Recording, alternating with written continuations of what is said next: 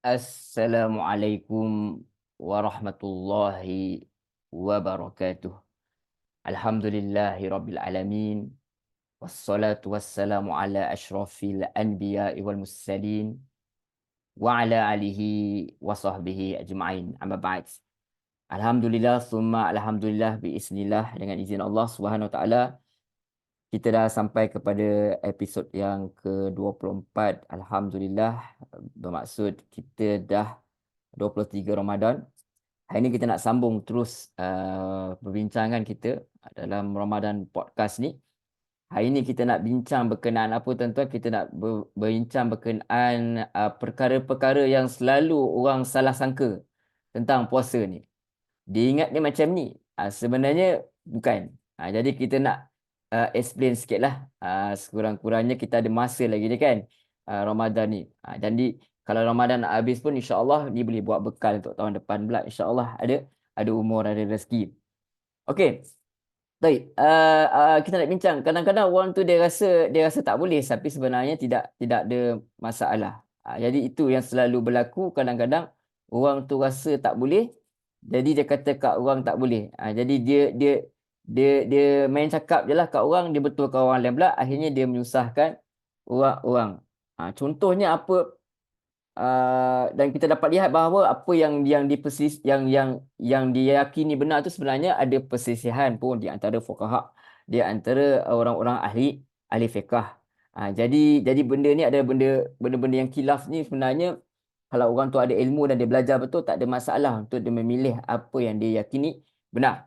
Yang penting dia tak sengaja bermudah-mudah lah. Setelah dia tu buat kajian sebetul-betulnya, maka tidak ada masalah, dia itu menurut apa yang dia faham benar.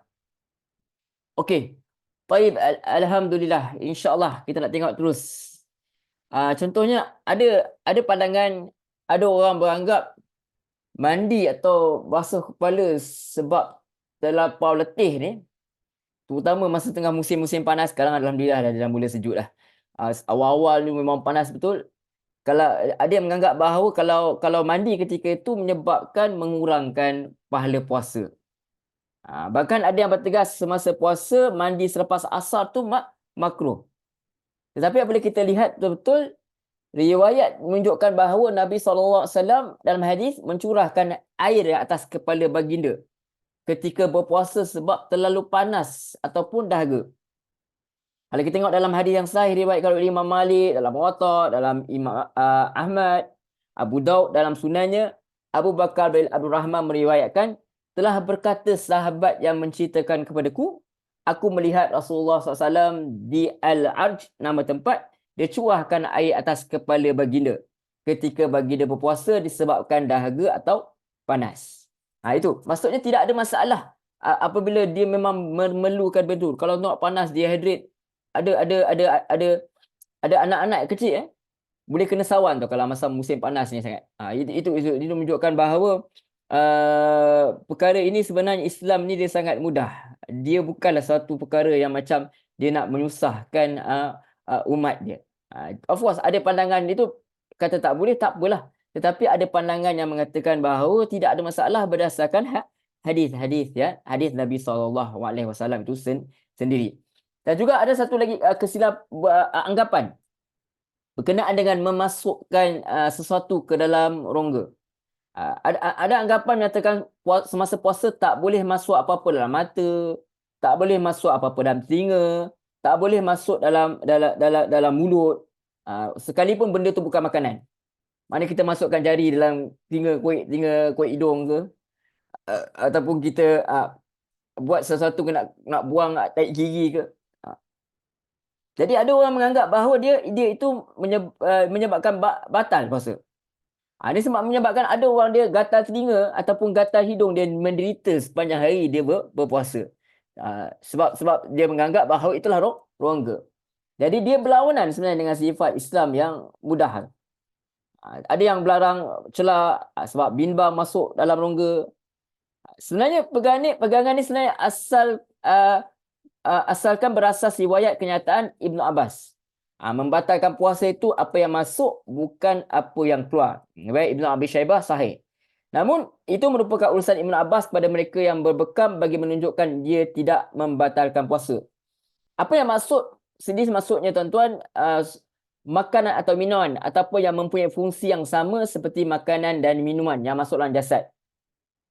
Kalau macam asap rokok pun, asap vape ke, itu semua dengan tujuan syahwat. Saja untuk memberi kenikmatan kepada badan dia.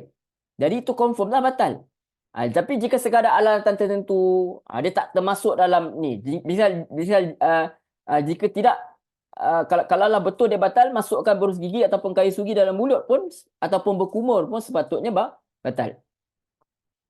Sebab tu dia sebenarnya adalah khilaf ulama. Minta maaf. Sebenarnya beliau jelaskan, sebenarnya puasa ni sebenarnya lah merupakan amalan setiap Muslim. Jadi jika perbuatan seperti bercelak yang diamalkan secara meluas persedaman Nabi pun untuk membatalkan puasa, tetapi baginda SAW menerangkan dia, juga tentu para sahabat akan bertanya dengan dia. Namun apabila tiada hadis sahih tentang ini, maka menunjukkan memakai celak dia tak batal puasa. Sebab tak ada penerangan daripada Rasulullah. Demikian juga tentang mencium wangian, sapu minyak di badan dan seumpamanya. Jadi kalau dia guna eye drop yang sedikit, tak menyebab mengalir ke dalam kerongkong, seterusnya adalah dibolehkan. Demikian juga memakai minyak rambut, minyak urut, sekalipun minyak tu dia meresap dalam kulit. Jadi dia tidak ada masalah. Ataupun dia nak kulit telinga dia nak bersihkan hidung dia. Dengan tidak melampaui batas. Memang nak keluarkan, tidak ada masalah dia masukkan jari dia masukkan dalam telinga dia. Baik. Itu pandangan yang mengatakan boleh lah. Jadi juga ada juga yang berpandangan tentang mereka anggap tak sah puasa mereka yang belum mandi junub sedangkan waktu subuh dah masuk. Maknanya ini seorang yang melakukan hubungan dengan isteri dia ataupun dia keluar air mani tapi belum mandi junub sampailah masuk waktu subuh, dan dia anggap waktu itu ketika itu waktu berpuasa, dan waktu subuh itulah dah termasuk waktu puasa. Jadi maksudnya artinya ketika dia mandi wajib waktu subuh dah masuk, ada yang menganggap puasa tu tak sah. Padahal dalam hadis yang diriwayatkan oleh Aisyah dan Ummu Salamah bahawa Nabi SAW pada waktu subuh dalam keadaan berjunub, sedangkan baginda berpuasa dan tidak berbuka disebabkan hal itu. Maknanya nanti Nabi mandi untuk apa? Untuk solat, riwayat Bukhari. Dan juga ada yang menganggap bahawa siapa yang termuntah sahaja maka batal puasa. Sebenarnya di sini ada perbezaan. Termuntah atau sengaja muntah. Dalam hadis Nabi SAW sabda, siapa yang termuntah dia tak wajib. Siapa yang sengaja muntah dia qada. Riwayat At-Tirmizi, Abu Daud, Ibnu Jarud, Ibnu Hibban.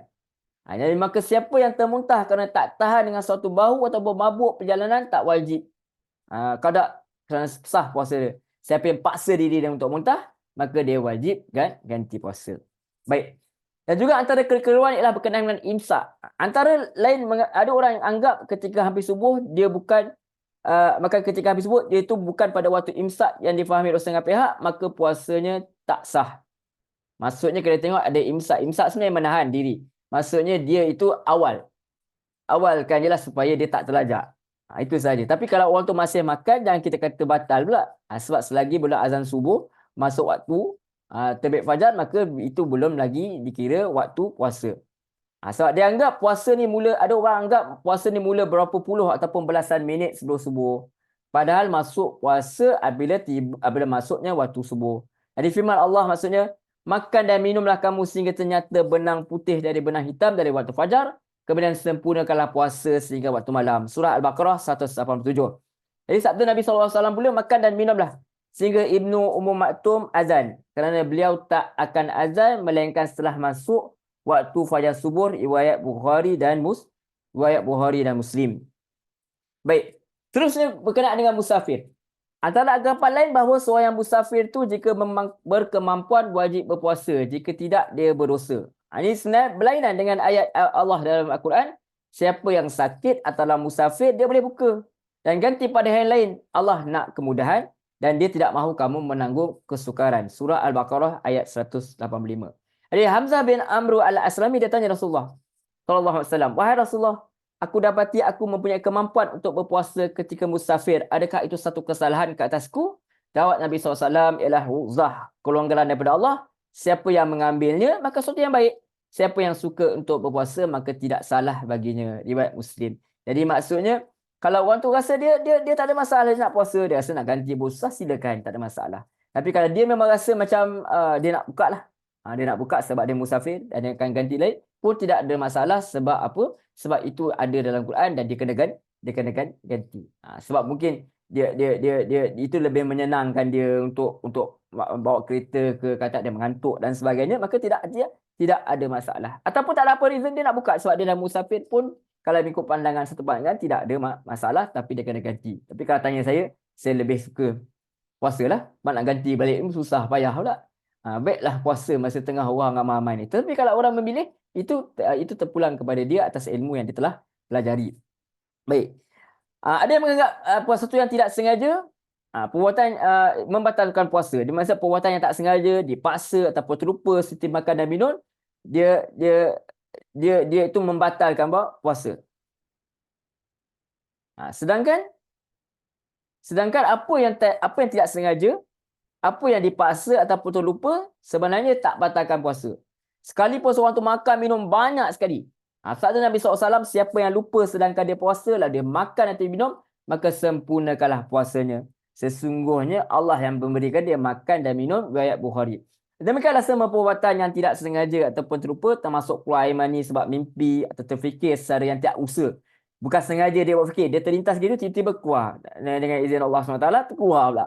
Sebab terlintas gitu. Tapi kalau ada sengaja dia pergi tengok pornografi, dia pergi tengok benda-benda lucah, dia sengaja tengok perempuan seksi dan sebagainya, itu dia sengaja, maka itu batal. Jadi jumhur ulama kata tak batal. Di samping itu ada juga sebenarnya minoriti ulama Ibnu Hazm, Asyani, Asyokani berpendapat keluar mani walaupun dengan sengaja tak batalkan puasa. Tapi itu minoriti lah. Majoriti kata batal. Itu yang sengaja. Jadi sengaja ni kita berhati-hati sikit lah. Janganlah buat perkara itu sebab dia perkara syahwat. Tapi saya lebih kuat pada kata batal lah kalau keluar dengan sengaja. Tetapi kalau tidak sengaja, itu bukan suatu benda yang dia boleh dikawal. Dia boleh tak kawal tidur tiba-tiba mimpi dan sebagainya, maka dia tidak batal.